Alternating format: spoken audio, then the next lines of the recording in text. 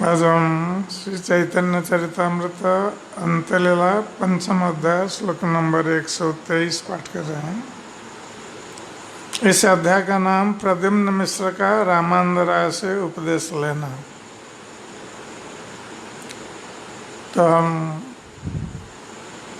पहले चर्चा कर रहे थे कि किस प्रकार बंगाल के कवि वो अपनी रचना लेकर आए थे और भगवान आचार्य ने स्वरूप दामोदर गोस्वामी से कहा था उनके काव्य का श्रवण करने के लिए, जिससे कि यदि स्वरूप दामोदर गोस्वामी उसको अनुमोदन करें तो चैतन्य महाप्रभु उस काव्य को सुन सकेंगे। और यही प्रथा भी थी कि स्वरूप दामोदर गोस्वामी पहले देखते थे कि काव्य हर दृष्टि से ठीक है या नहीं, उसके बाद यदि ठीक हो तब जाकर चैतन्य महाप्रभु के पास भेजा जाता था। तब जब स्वरूप दामोदर गोस्वामी ने सुना इस बंगाल के कवि के काव्यत्व के बारे में, तो उसमें कुछ दोष दिखाई दिया, क्योंकि इस बंगाल के कवि ने कहा था कि जगन्नाथ शरीर हैं और चैतन्य महाप्रभु आत्मा है, शरीर की आत्मा है। ये तत्व दृष्टि से पूरी तरह त्रुटिपूर्ण था इस प्रकार कहना, क्योंकि वो कभी ये कह रहा था कि जगन्नाथ शरीर हैं और उस शरीर में चैतन्य महाप्रभु आत्मा है। तो ये जो तत्व दृष्टि से इसमें त्रुटि है। जो बद्ध जीव हैं, बद्ध जीव में तो हम जानते हैं कि शरीर और आत्मा में क्या अंतर होता है। बद्ध जीव का शरीर भौतिक होता है और उसकी आत्मा दिव्य। तो ये कवि जो कह रहा था, इसका अर्थ है कि जगन्नाथ का शरीर भौतिक है और चैतन्य महाप्रभु दिव्य हैं आत्मा के रूप में जगन्नाथ के शरीर में, जो तत्वतः ठीक नहीं था। इसलिए स्वरूप दामोदर गोस्वामी कहते हैं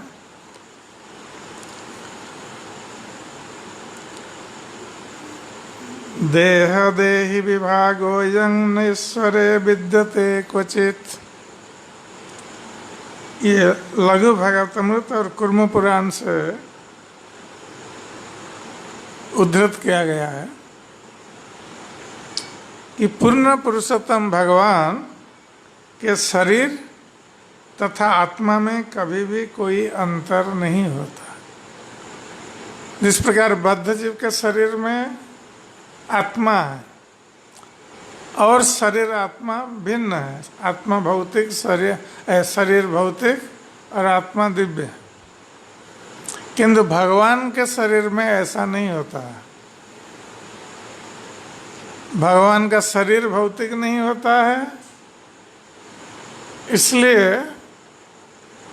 अंतर है बद्ध जीव और भगवान में। और यही कारण है कि भगवान श्री कृष्ण भगवत गीता में कहते हैं जन्म कर्मं च मे दिव्यम एवं यो वेत्ति तत्वतः त्यक्त्वा देहं पुनर्जन्म नैति मामेति स्वर्जन।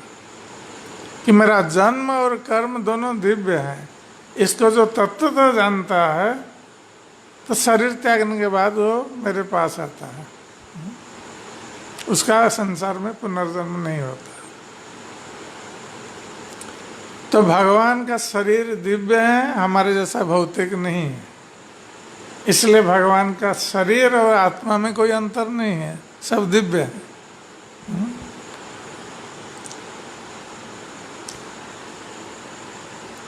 नातः परं परम यद् भवतः स्वरूपम् आनन्दमात्रम् अविकल्पम् अविद्धवर्च पश्यामि विश्वसृजमेकम् अविश्वमात्मम् भूतेन्द्रियात्मकमदस्त उपाश्रितोऽस्मि तद्वा इदं भुवनमङ्गलमङ्गलाय ध्यानेस्मनोदरसितं तौपासकानां तस्मै नमो भगवते नुविधेम तुभ्यं येनादृतो नरकभाग्वी भरत सत्प्रसंगे। हे मेरे प्रभु, मैं आपके शाश्वत आनंद तथा ज्ञानमय रूप से श्रेष्ठ अन्य कोई रूप नहीं देखता हूँ।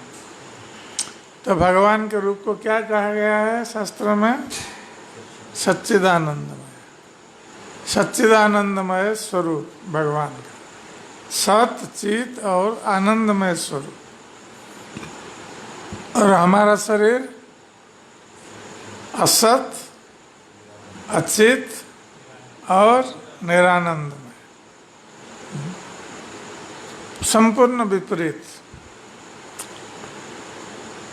इसलिए भगवान जो आनंदमय है, तो इस श्लोक में कहा गया है, ये ब्रह्मा जी ने कहा था कि हे मेरे प्रभु, मैं आपके इस शाश्वत आनंद तथा ज्ञानमय रूप से श्रेष्ठ अन्य कोई रूप नहीं देखता हूँ। आध्यात्मिक आकाश में आपके निर्विशेष ब्रह्म ज्योति में न तो समय समय पर कोई परिवर्तन होता है और न आपकी अंतरंग शक्ति में कोई ह्रास पाया जाता है। मैं आपके प्रति आत्मसमर्पण करता हूँ, क्योंकि यद्यपि मुझे अपने भौतिक शरीर और इंद्रियों पर अभिमान है, किंतु आप पूरे ब्रह्मांड की सृष्टि के कारण हैं। फिर भी आपको जड़ पदार्थ स्पर्श नहीं करता। आपका यह वर्तमान स्वरूप अथवा पूर्ण पुरुषोत्तम भगवान श्री कृष्ण द्वारा विस्तारित कोई अन्य रूप समस्त ब्रह्मांडों के लिए समान रूप से मंगलकारी है। चूंकि आपने अपने शाश्वत व्यक्तिगत रूप को प्रकट किया है, जिसका आपके भक्त ध्यान करते हैं, इसलिए मैं आपको सादर नमन करता हूँ। जिन लोगों के भाग्य में नरक जाना निश्चित हो चुका है, वे लौकिक विषयों के चिंतन में तल्लीन रहने के कारण आपके निजी रूप की उपेक्षा करते हैं। अर्थात जो लोग लौकिक भौतिक विषयों के बारे में चिंता करते हैं, तो उनकी गति क्या है? नरक। तो ब्रह्मा जी कहते हैं उनका नरक जाना निश्चित हो चुका है। जो भगवान का चिंतन नहीं करते हैं मन में, उनका ध्यान नहीं करते हैं और उसके स्थान पर भौतिक वस्तु, व्यक्ति या भौतिक भोग की चिंता करते रहते हैं, तो उनका नरक जाना निश्चित हो चुका है।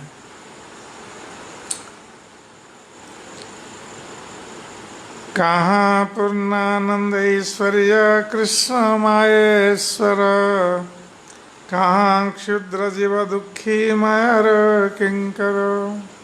तो स्वरूप दामोदर गोस्वामी कह रहे हैं वो कवि से कि कहाँ दिव्य आनंद से पूर्ण, छह आध्यात्मिक ऐश्वर्य से युक्त तथा भौतिक शरीर के स्वामी, परम सत्य भौतिक शक्ति के स्वामी, परम सत्य पूर्ण पुरुषोत्तम भगवान श्री कृष्ण, और कहाँ क्षुद्र बद्ध जीव जो सदैव दुखी रहता है, और भौतिक शक्ति का दास है।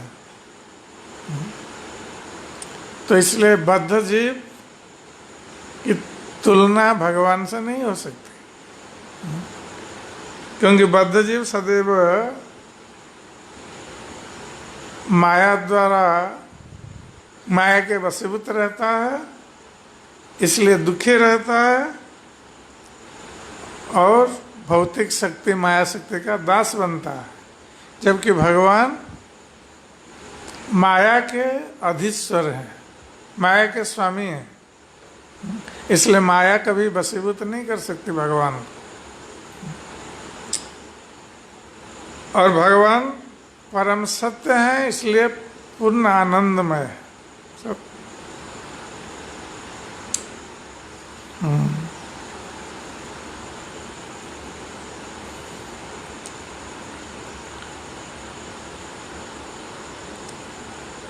इसलिए भक्त और भगवान में कोई तुलना नहीं हो सकती, क्योंकि भक्त माया के अधीन और भगवान मायाधीश, माया के ईश्वर। भगवान नित्य दिव्य आनंद की अवस्था में रहते हैं, जबकि जीव भौतिक शक्ति के संपर्क में होने के कारण सदैव दुखी रहता है। परमेश्वर भौतिक शक्ति को नियंत्रित करते हैं और भौतिक शक्ति बद्ध जीव को नियंत्रित करती है। इसलिए पूर्ण पुरुषोत्तम भगवान तथा सामान्य जीवों में कोई तुलना नहीं हो सकती। लादिना संविदा श्रेष्ठ सच्चिदानंद ईश्वर स्वाविद्या संवृतो जीव संक्लेश निकराकर। परम नियंता पूर्ण पुरुषोत्तम भगवान सदैव दिव्य आनंद से पूरित रहते हैं और लादिनी तथा संबित नामक शक्तियों से युक्त होते हैं, किंतु बद्ध जीव सदैव अविद्या से आवृत रहता है और जीवन के 3 क्लेशों से चिंतित रहता है। इस तरह वो सभी प्रकार के क्लेशों का आगार होता है। तो भौतिक जगत के 3 क्लेश क्या हैं?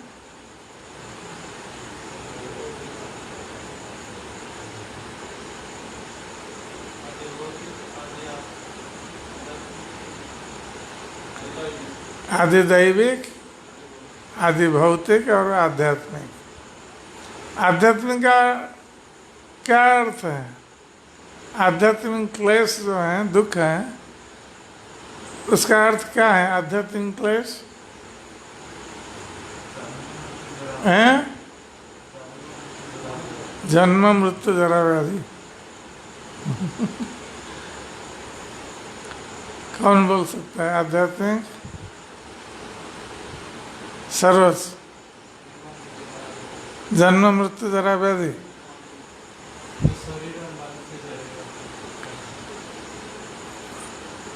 तो शरीर और मन से उत्पन्न दुख को आध्यात्मिक कहते हैं, आध्यात्मिक। तो शरीर और मन से उत्पन्न दुख, शरीर का दुख क्या है? शरीर का जो कष्ट है, और आत्मिक कष्ट है मानसिक, मानसिक जो कष्ट है, मानसिक चिंता, तो ये आध्यात्मिक दुख के अंतर्गत आता है। आदि भौतिक दुख सारंगपाणी, आदि भौतिक दुख क्या है?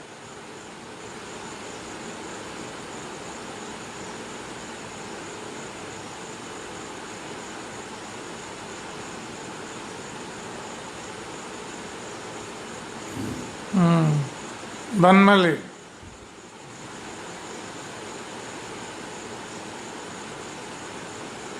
परमांश, आदि भौतिक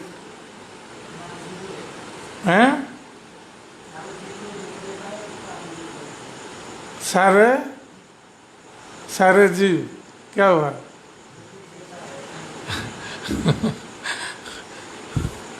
दूसरे जीवों से जो कष्ट प्राप्त होता है।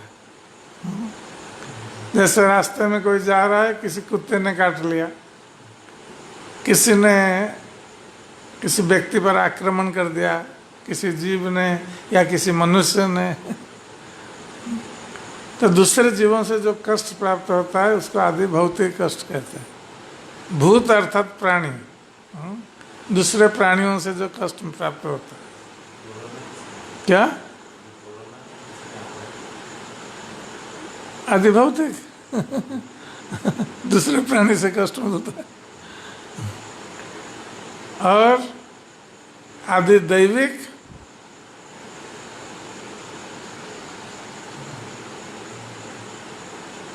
आनंद हरि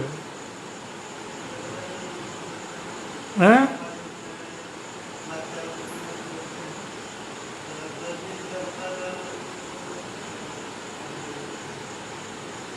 देवतागण जो दुख देते हैं, दंड देते हैं, कैसे भूकंप हुआ और बाढ़ आ गई और क्या होता है,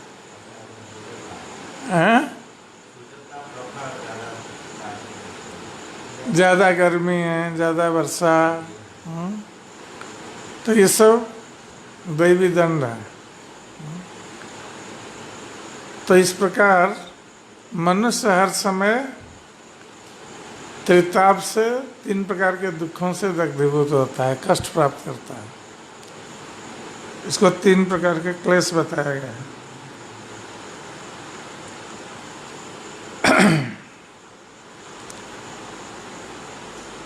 सुनी सभासदे चित्ते हैल चमत्कार, सत्य कहे गोसाई दुहार करिया छे तिरस्कार। तो पहले तो सारे भक्त लोग इस कवि के कवित्व को सुनकर बहुत प्रशंसा कर रहे थे उसकी, कि बहुत बढ़िया लिखा है, अच्छा है, बहुत बड़ी कवित्व की शक्ति है इसमें। किंतु किसने इस तत्व पर विचार नहीं किया। कभी कभी भक्त लोग भावुक हो जाते हैं तत्व पर विचार नहीं करते। तो इन भक्तों ने पहले तो बहुत प्रशंसा की थी। जब स्वरूप दामोदर गोस्वामी ने समझा दिया कि क्या तत्व है और इस कवि ने किस प्रकार तत्व में त्रुटि है, अर्थात कवि का तत्व भ्रम हुआ है, ये एक अनर्थ में आता है तत्व भ्रम। जब कोई तत्व को नहीं समझता है और उल्टा विपरीत बताता है, तो ये जब स्वरूप दामोदर गोस्वामी ने कहा कवि से इस प्रकार और दूसरे भक्तों ने सुना, तो ये लोग आश्चर्यचकित हो गए स्वरूप दामोदर गोस्वामी की व्याख्या सुनकर।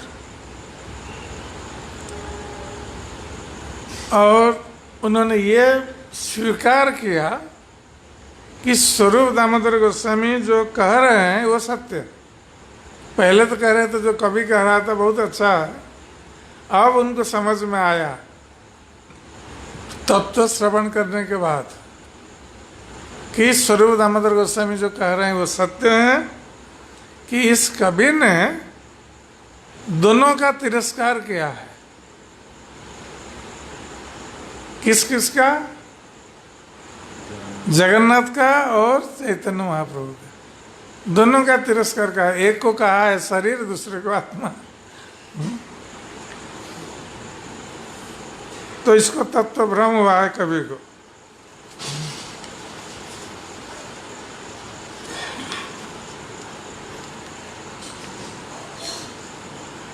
तो इसके कारण इस कवि ने अपराध किया है जगन्नाथ के चरणों में और श्री चैतन्य महाप्रभु के चरणों में।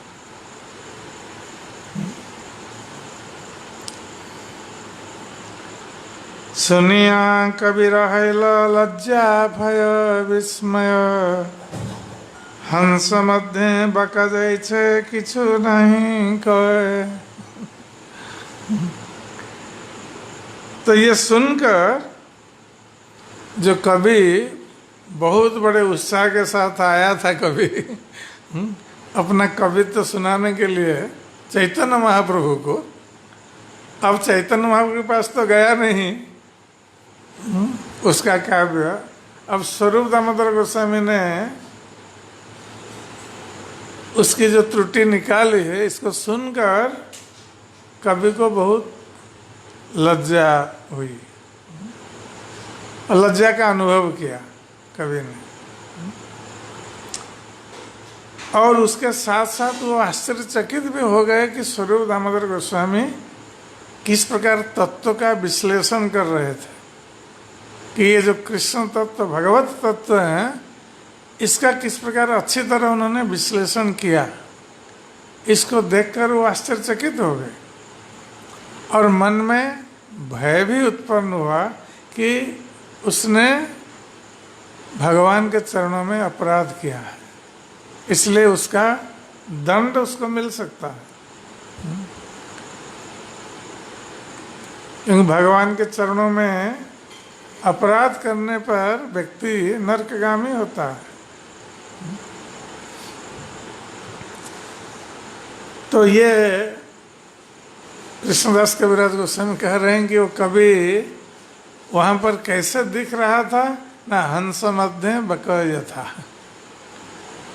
कि बहुत सारे हंस हैं और हंस के बीच में कोई बगुला आकर बैठ जाए।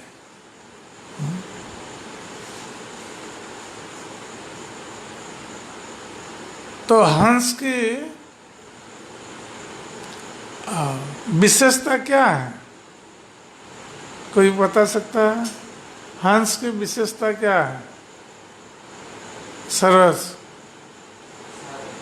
में क्या सार ग्रहण करता है हंस? हैं?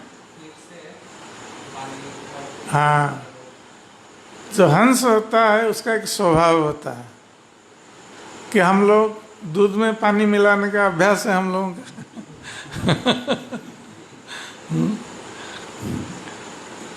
दूध का वजन बढ़ाने के लिए हम पानी मिला देते हैं।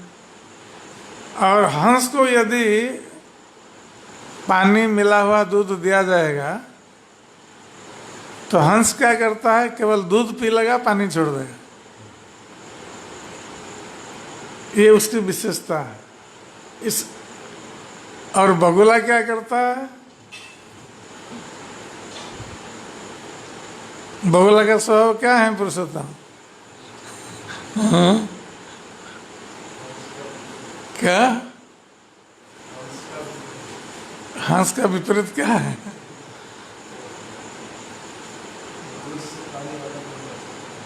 नहीं कर सकता, ठीक है, किंतु करता है क्या? बगुला क्या करता है? हाँ, जहाँ जलाशय है, पानी है, वो जलाशय के तट पर या पानी के तट पर बैठता है और पूरा ध्यान लगा करके बैठता है कि कब मछली निकलेगा वो पकड़ेगा। तो इसलिए लोग हंस का पालन करते हैं, बगुला का कोई पालन नहीं करता। तो हंस मध्य बकय था। तो हंस बहुत सारे हंस हैं, उसके बीच में कोई बगुला बैठा है, वो कैसा दिखेगा? तो उसी प्रकार ये जो कवि हैं, ये बगुलों के समान, जो भक्तगण वहाँ बैठे थे सब हंस के समान थे, क्योंकि वो क्षीर से नीर को अलग करने में दक्ष थे, दूध से पानी अलग करने में दक्ष थे। जिस प्रकार स्वरूप दामोदर गोस्वामी ने किया, कवि की जहाँ जहाँ तत्व भ्रम हुआ था उसको निकाल दिया, किंतु कवि को पता नहीं चलता था वो बगुला था। तो इसलिए उसको भय हो रहा था और लज्जा का भी अनुभव कर रहा था। तारा दुख देखी स्वरूप सदय हृदय, उपदेश कैला तारे जैसे हित है। तो स्वरूप दामोदर गोस्वामी ने देखा ये कवि बहुत मन में गर्व अहंकार लेकर आया था अपना कवित्व सुनाने के लिए, अब जब उन्होंने उसका दोष निकाल लिया और कवि लज्जित हो गया भक्तों की सभा में, और स्वरूप दामोदर गोस्वामी क्योंकि वो परम भक्त थे इसलिए वो किसी को दुखी करना भी नहीं चाहते थे। तत्व की दृष्टि से उन्होंने इसका विश्लेषण किया, तत्व का, भगवत तत्व का विश्लेषण किया, किंतु वो नहीं चाहते थे कि वो कभी दुखी हो। किंतु स्वरूप दामोदर गोस्वामी ने देखा कि वो दुखी हो गया वो कवि, क्योंकि उसकी त्रुटि निकल गई सारे भक्तों की सभा में, तो वो दुखी हो गया। और भक्त का स्वभाव होता है कि भक्त बहुत कृपालु होते हैं, किसी का दुख नहीं देख सकते। पर दुखे दुखी, ये भक्त का स्वभाव है, और पर सुखे सुखी। और जो भक्त नहीं है उसका स्वभाव क्या है? पर दुखे सुखी और पर सुखे दुखी, पूरा विपरीत स्वभाव। तो स्वरूप दामोदर गोस्वामी बहुत दयाशील थे, तो उन्होंने जब देखा कि कवि लज्जित हो रहा है और दुखी हो रहा है,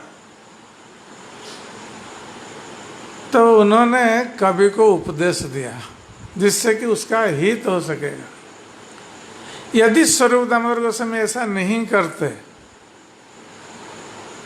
कभी कभी होता है ना कि चलो ये कवि काव्य लेकर आया था, उसका दोष निकाल दिया, अब जाओ, ये चैतन्य महाप्रभु के पास नहीं जाएगा तुम्हारा काव्य, ये बोल करके उसको विदा कर सकते थे स्वरूप दामोदर गोस्वामी। और कभी दुखी होकर लज्जित और दुखी होकर घर चला जाता, और उससे क्या होता, उसके मन में विद्वेष भाव भी उत्पन्न हो सकता था भक्तों के प्रति, चैतन्य महाप्रभु के प्रति विद्वेष भाव उत्पन्न हो सकता था। किंतु स्वरूप दामोदर गोस्वामी ने ऐसा नहीं किया।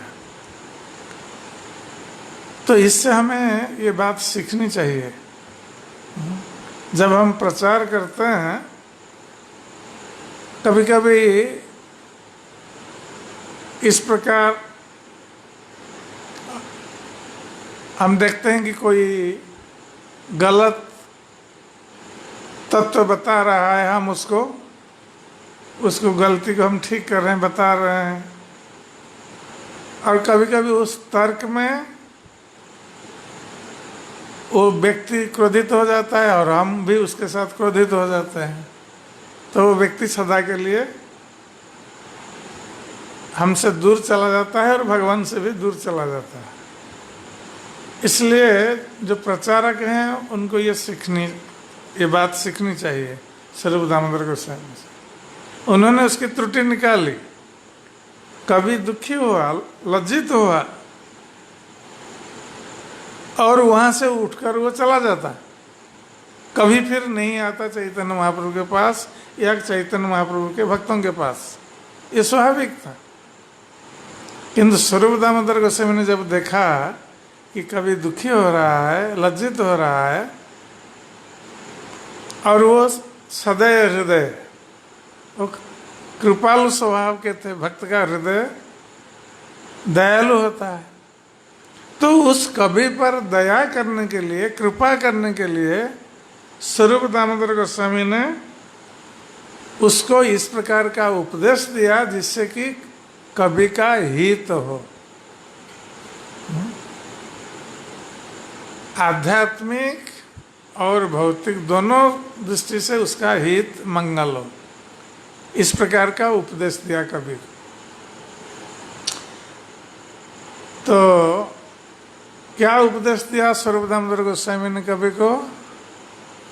जाओ भागवत पढ़ो वैष्णवेर स्थाने, एकांत आश्रय कर चैतन्य चरणे।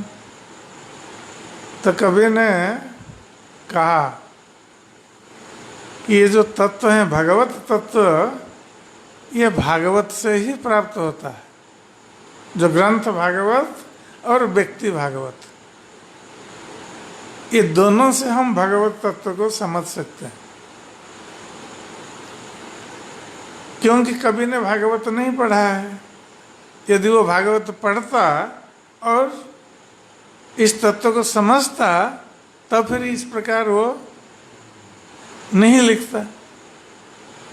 तो स्वरूप दामोदर गोस्वामी ने कहा कि तुम जाकर भागवत का अध्ययन करो।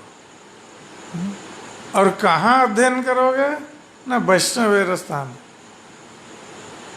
जो वैष्णव हैं, भक्त भागवत, उनके पास जाकर भागवत श्रवण करो, उनसे भागवत सीखो, भगवत तत्व को जानो, तब जाकर फिर कविता की रचना करना या काव्य की रचना करना। इस तत्व को जाने बिना भगवान या भगवत तत्व पर ये काव्य रचना करना, ये मूर्खता है। और बहुत सारे लोग ऐसा करते हैं, जो तत्व को नहीं जानते हैं, जो मन में आता है उठपटांग लिख देते हैं, जिससे कि तत्व दृष्टि से वो दोषपूर्ण हो जाता है। उनकी कविता या काव्य या जो कुछ भी रचना दोषपूर्ण हो जाता है। इसलिए पहले भगवान के संबंध में या भक्तों के संबंध में लिखने से पहले हमें तत्व को जानना आवश्यक है। और तत्व को जानने के लिए भागवत पढ़ना ये भी आवश्यक है।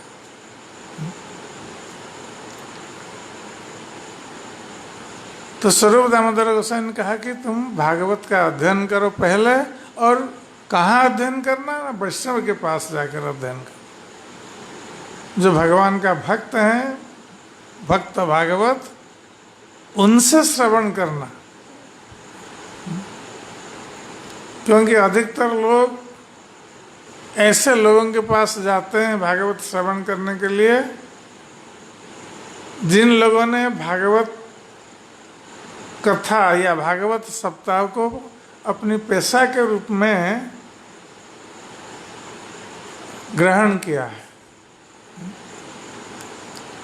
अर्थ उपार्जन का एक माध्यम। लोग भागवत सप्ताह करते हैं अर्थ उपार्जन करने के लिए।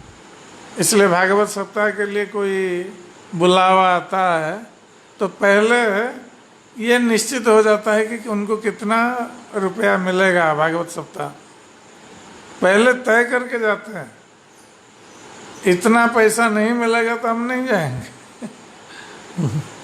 तो इसका अर्थ है कि ये लोग भागवत को बेच रहे हैं।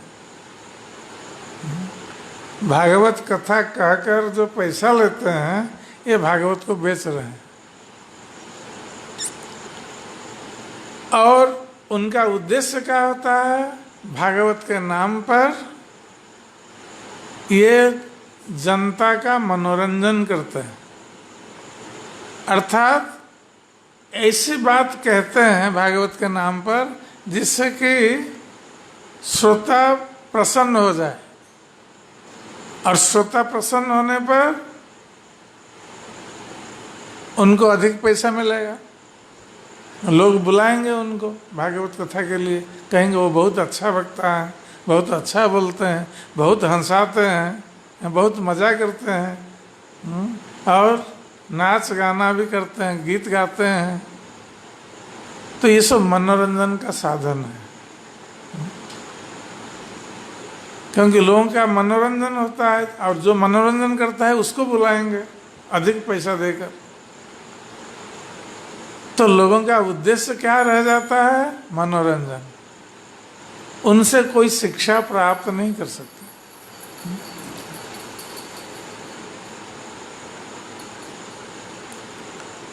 तो ऐसे कथाकारों से कोई शिक्षा प्राप्त नहीं कर सकते लोग।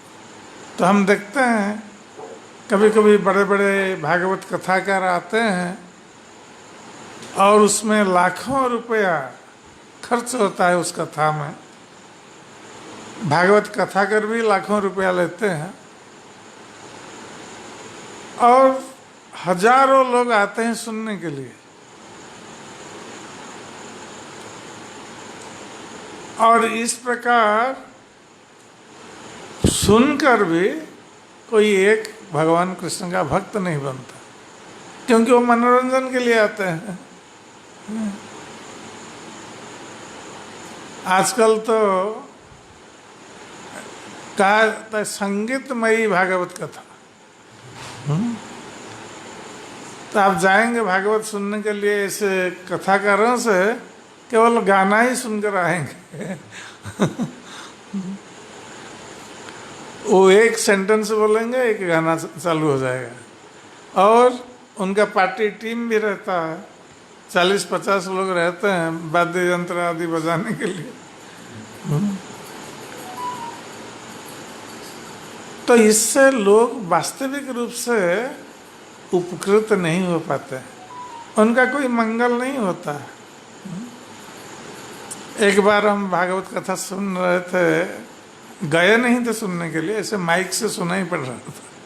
हम गोवर्धन में थे उस समय, हमने आश्रम के ऊपर हम जप कर रहे थे छत के ऊपर, और पास के आश्रम में भागवत कथा चल रही थी। तो माइक से सुना ही पड़ रहा था, कोई बड़े कथाकार आए थे, वो लोगों को बता रहे थे।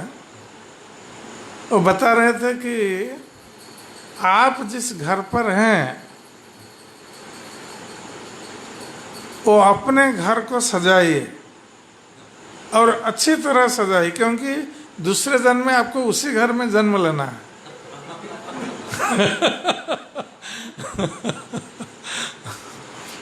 तो हम सोच रहे थे कहाँ भागवत कथा में ये लिखा है।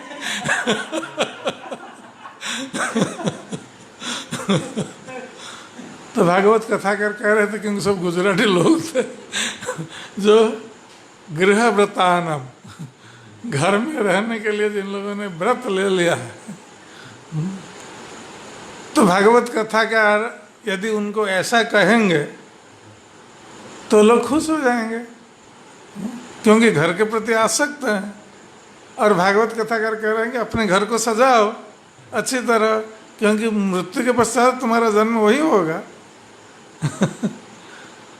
तो लोग सोचते हैं ये भागवत कथाकार बहुत अच्छा है। तो इस प्रकार की भागवत कथा होती है, तो वो भक्त क्या बनेंगे, उनमें त्याग की भावना कहाँ से आएगी? तो भागवत कथाकार उनको घर के प्रति, परिवार के प्रति अधिक आसक्त कर रहे हैं। तो इसलिए कहा गया है कि ऐसे भागवत कथाकारों से भागवत श्रवण करने से कोई लाभ नहीं मिलता। और पद्म पुराण में भी कहा गया है, अवैष्णव मुखोत्कीर्ण भूत हरि कथामृतम श्रवणम नैव कर्तव्यं सर्पोच्छिष्ट यथापयम। कि जो वैष्णव नहीं है, भगवान का भक्त नहीं है, और जो विधि विधान का पालन नहीं करता है, भक्ति के लिए जो विधि विधान आवश्यक है उसका जो पालन नहीं करता है, ऐसे लोगों के मुख से भागवत कथा सुनने से वो विष तुल्य कार्य करता है। यद्यपि भगवान की कथा अमृत है, किंतु ऐसे लोगों के मुख से वो अमृतमयी भगवत कथा जब निकलती है वो विष तुल्य प्रभाव डालता है। जिस प्रकार सर्प दूध में अपने मुख लगाने पर वो विषैला हो जाता है दूध,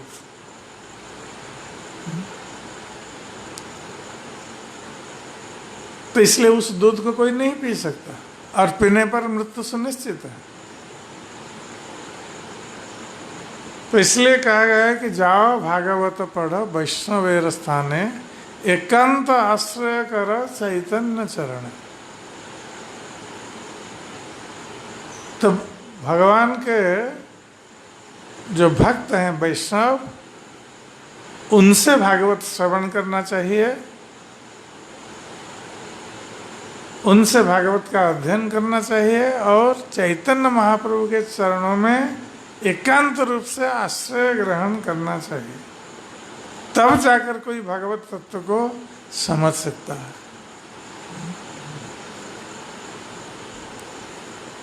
और भगवान चैतन्य महाप्रभु के चरणों में एकांत आश्रय ग्रहण करने के लिए यह आवश्यक है कि चैतन्य महाप्रभु के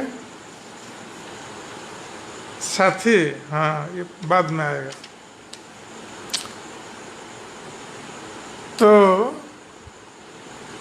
चैतन्य महाप्रभु के जो संगी हैं उनका संग करना आवश्यक हो। तो ये भक्ति मार्ग में चलने के लिए ये बहुत आवश्यक है। पहले श्रवण, और भक्तों के मुख से, वैष्णवों के मुख से श्रवण करना है भगवान के संबंध, तब जाकर हम भक्ति को, भगवान को समझ सकेंगे।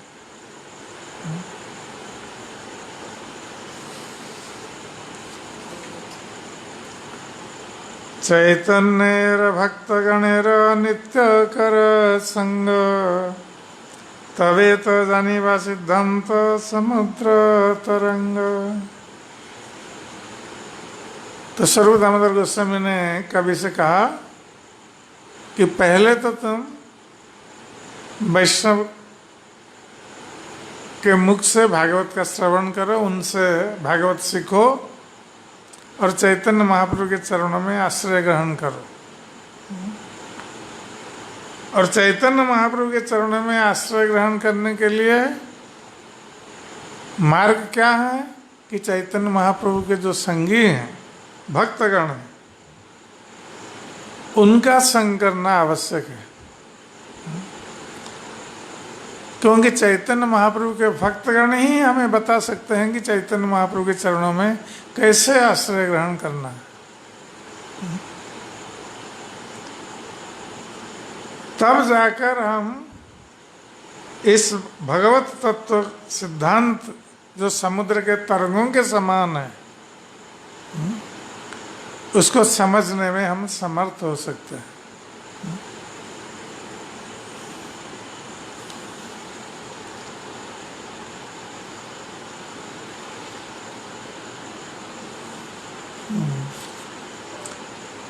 इस संबंध में यह अच्छी तरह समझ लेना चाहिए कि श्री चैतन्य महाप्रभु की भक्ति पद्धति के अनुयायी पूर्ण पुरुषोत्तम भगवान के सनातन संगी हैं और परम सत्य के पूर्ण ज्ञाता है। यदि कोई श्री चैतन्य महाप्रभु के भक्तों की संगति करके महाप्रभु के सिद्धांतों का तुरंत पालन करता है, तो उसके हृदय से भौतिक भोग की सारी काम वासनाएं लुप्त हो जाती है। तभी वह श्रीमद् भागवत का अर्थ और इसके सुनने के महत्व को समझ सकेगा। अन्यथा ऐसा समझ पाना असंभव है। तो चैतन्य महाप्रभु की जो धारा है, भक्ति की धारा, इसको कड़ाई के साथ पालन करना आवश्यक है। आजकल कलयुग में बहुत सारे लोग अपने को कृष्ण का भक्त मानते हैं, किंतु वो भक्ति के विधि विधानों का पालन नहीं करते। कभी कभी तो वो मिथ्या प्रेम का भी प्रदर्शन करते हैं, जैसे वो उनके हृदय में प्रेम उत्पन्न हो गया है भगवान का नाम लेते लेते, किंतु कोई विधि विधान का पालन नहीं है। तो सहजिया लोग भी ऐसा ही करते हैं।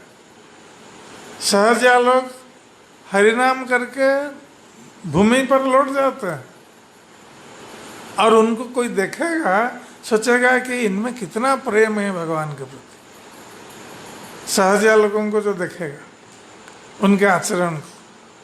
किंतु वो क्या करते हैं, लोगों को तो दिखाने के लिए प्रेम का प्रदर्शन करते हैं, किंतु व्यक्तिगत जीवन में अवैध स्त्री संग करते हैं, मदिरा मांस ये सब खाते हैं, कि कोई नीति नियम का पालन नहीं करते हैं और अपने को कृष्ण का बहुत बड़ा भक्त मानते हैं या बहुत बड़े भक्त के रूप में प्रदर्शित करते हैं। इसलिए चैतन्य महाप्रभु के जो भक्तगण हैं, जो कड़ाई के साथ विधि विधान का पालन करते हैं और भक्ति मार्ग का अनुसरण करते हैं, ऐसे भक्तों का संग करने से हमारे हृदय में जो भोग की कामनाएं हैं ये दूर हो जाएगी। क्योंकि चैतन्य महाप्रभु के भक्तगण का वैराग्य प्रधान है। चैतन्य महाप्रभु ने वैराग्य की शिक्षा दी, भोग की शिक्षा नहीं दी। इसलिए चैतन्य महाप्रभु के जो शुद्ध भक्त हैं, उनमें उनके हृदय में वैराग्य है, संसार भोग के प्रति वैराग्य है, जिसके कारण वो भगवान की भक्ति में दृढ़ है। इसलिए ऐसे भक्तों का संग करने पर हमारे हृदय में जो भोग की कामनाएं हैं वो दूर होकर वैराग्य उत्पन्न हो जाएगा। तब हम भागवत को अच्छी तरह समझ सकेंगे, इस भगवत तत्व को समझ सकेंगे।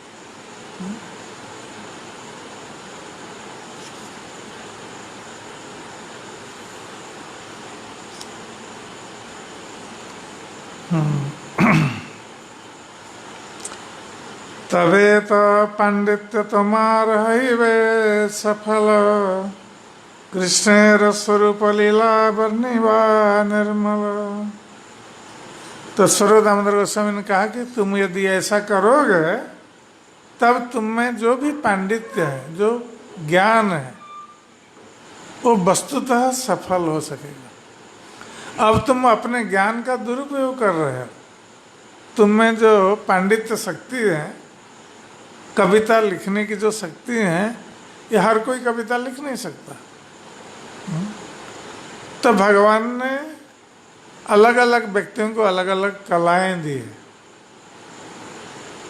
और उस कलाओं का उपयोग भगवान की सेवा में होनी चाहिए। किसको भगवान ने लिखने की शक्ति दी है तो उसका उपयोग वो भगवान के संबंध में लिखकर कर सकता है, किंतु भगवान के संबंध में लिखने से पहले भगवत तत्व को जानना आवश्यक है।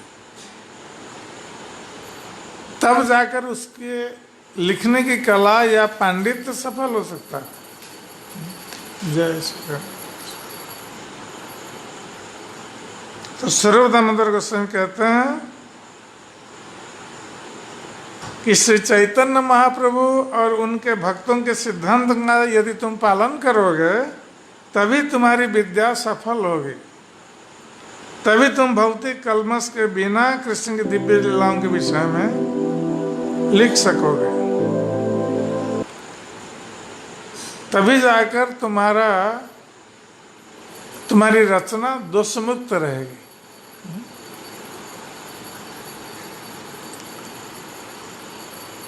এই শ্লোক করিয়াছ পাইয়া সন্তোষ, তোমার হৃদয়ের अर्थे दुहाए लागे दस।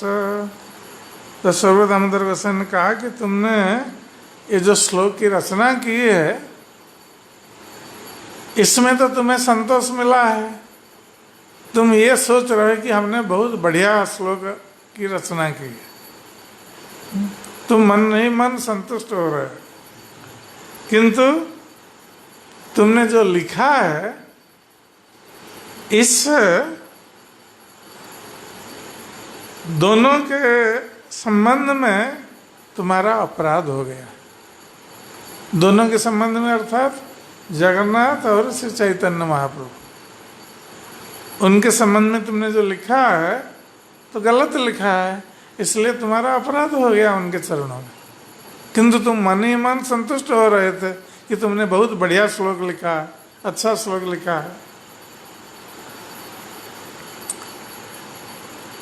तुम्हें जैसे तैसे कह न जानिया रीति, सरस्वती सही शब्द करिया छे स्तुति।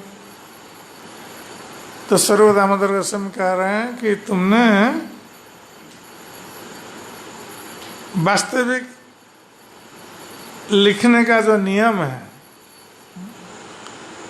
लिखने की जो रीति है, उसको न जानकर तुम जैसे तैसे लिख दिया है, जो मन में आया लिख दिया, क्योंकि तुम्हें तत्व ज्ञान नहीं है।